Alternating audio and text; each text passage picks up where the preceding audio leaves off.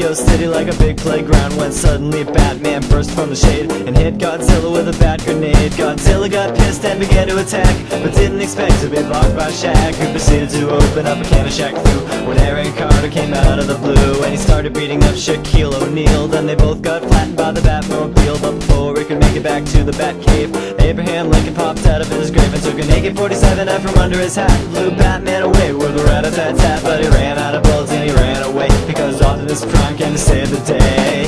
This is the ultimate showdown, ultimate destiny. Good guys, bad guys, and explosions, as far as the eye can see, and only one will survive. I wonder who it will be. This is the ultimate showdown of ultimate destiny.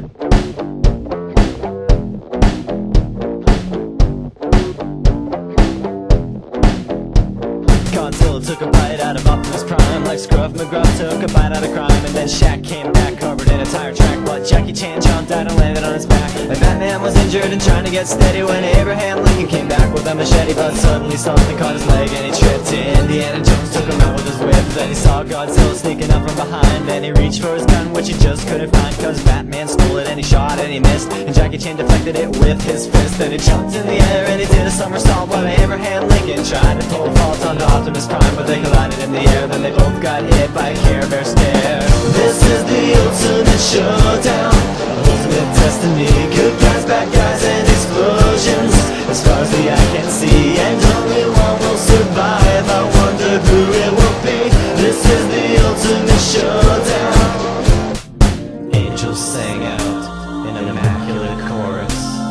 Down from the heavens descended Chuck Norris, who delivered a kick which could shatter bones into the crotch of Indiana Jones, who fell over on the ground, writhing in pain, as Batman changed back into Bruce Wayne. But Chuck saw through his clever disguise, and he crushed Batman's head in between his thighs.